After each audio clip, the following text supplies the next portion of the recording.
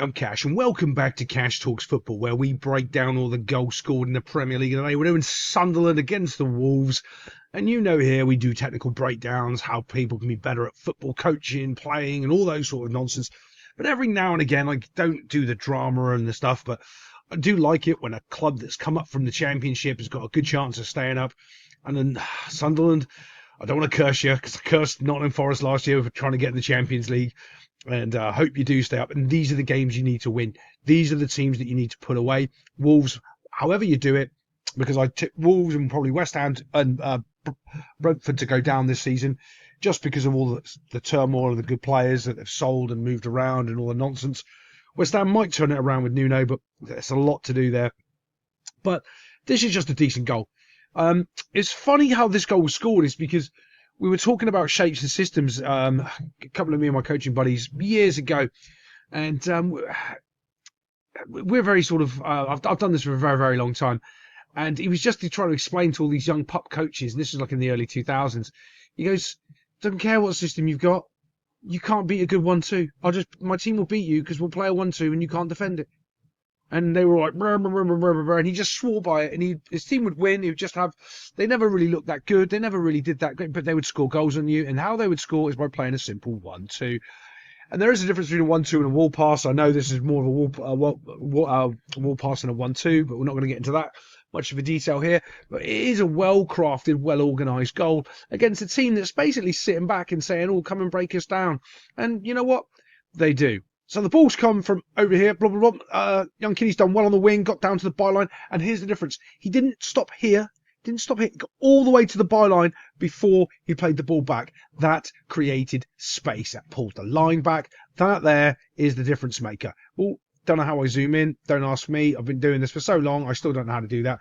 But then when the ball comes back, moves it on straight away and gets the ball straight back. Really decent. Boom, there it is. And you can see now, it's can he find the vision and can he get it on to the player's run on his foot. And look, 1, 2, 3, 4, 5 players. No one can get close. Absolutely no one can get close. A lot of that is Wolves have dropped it a little bit too deep. Why? Because this guy's made the run and pulled them all back in the first place. Without that run, this doesn't happen. This space doesn't open up. This space doesn't open up.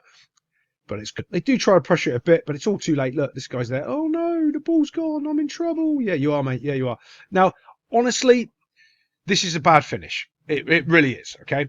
He needs to be hitting that corner there with some power really, really quickly. But the goalkeeping here is absolutely shocking. He finds the goalkeeper's legs. Yeah, great.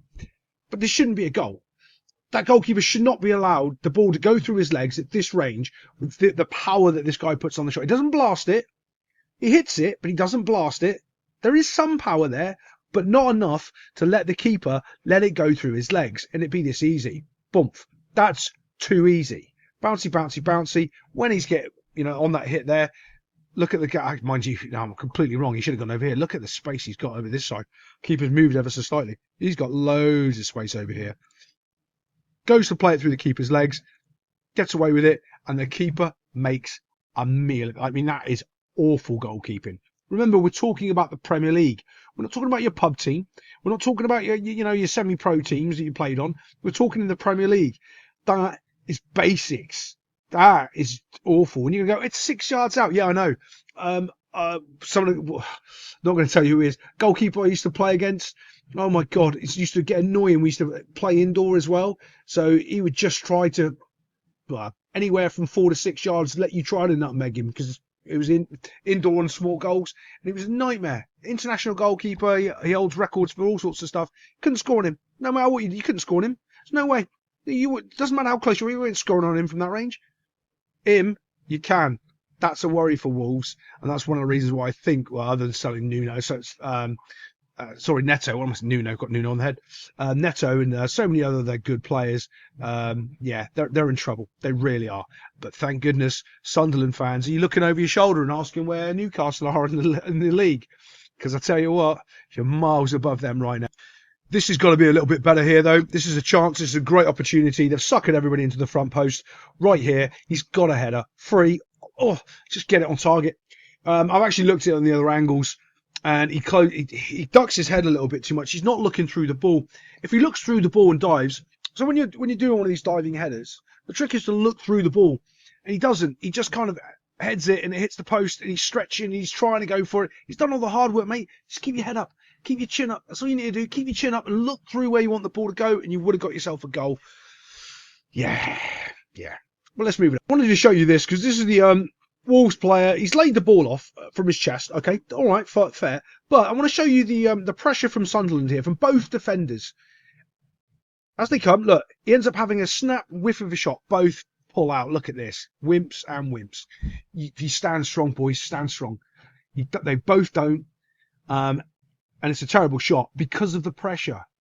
Because of the pressure, he can't get clean contact on the ball, making it, well, obviously harder to strike the ball. He could have gone round him. He could have done many things, but he's just panicked, smashed the ball, but there's pressure. That's the difference of having two players putting pressure on a ball. He should never have been chesting it down in the first place. But, yeah, doodle-doo, don't know if you heard that in the background. But, yeah, good pressure. It's not all one-way traffic, though. Wolves do have a couple of opportunities, and this is just quality technique. When you see good technique on both... But I want to point this out again. Look at the keeper. Keeper's in the right spot. The only way the keeper's getting beaten is if he pulls that volley into this far corner here. Okay, which is really difficult because I think this defender actually blocks that anyway. Again, shape. Shape's important. Without shape, all sorts of problems happen. Great strike. Decent save. Doesn't put it back into the danger zone. Doesn't make it a problem. Deals with it. And that's all you want your goalkeeper to do. Deal with it. Not let it go through his legs. Deals with it. Boom. Great. Gets it away. Happy. Yeah. Just going to highlight the keeper one more time here because... I don't think he was completely and utterly in no man's land. If this is a quality striker, he beats him. He puts it over him. Now, but there is a little bit of a caveat there because when he's trying to control this ball and bring it down, the keeper can also see he's not really under control. And there are two players. Guess what? They're putting pressure on him. They're making it difficult for him. They're not just giving him a straight free run at the goal. They're making it hard, which completely and utterly... might make up the keeper's opinion. Look at that finish, though. That's why Wolves aren't going to do anything this season. That's why Wolves will go down. I mean, that's not even close. Like, he's passed it over here to some Newcastle fan. Oh, no, sorry. Ooh, shouldn't rag on the Newcastle fans. I said at the beginning of the season that Sunderland would beat Newcastle home and away because Newcastle weren't ready for Sunderland coming for him. And I'm still going by that prediction. Might have to put that in my chat. Because sorry, on my polls, because it gets lost in the videos when you talk. I want a written record of it, so I want to say it first. Okay, but that's just awful finishing. Another reason why I think Sunderland will do well, 92nd minute, counter-attack, they're still going, guns are blazing. I want you to watch this as well, because I commented on this on another video. When you see the good things, you've got to point them out, and there's not many players that do the proper things in the Premier League. Watch his head. Watch his head movement here. See? He's having a look. So it's this old coaching drill from it was doing before the 70s, before this book that I was using, and it was very important about when you're teaching people to run with the ball and dribbling with the ball. It's funny because I was just talking about running with the ball in another video, and when you touch that ball, the first thing you want to start doing is look left and right. Touch the ball, look left and right, and he does it perfectly. I yell on defenders all day for not doing this, not looking around when they're backtracking, not looking around as they're backtracking. That, well done. He's just done it a second time, right?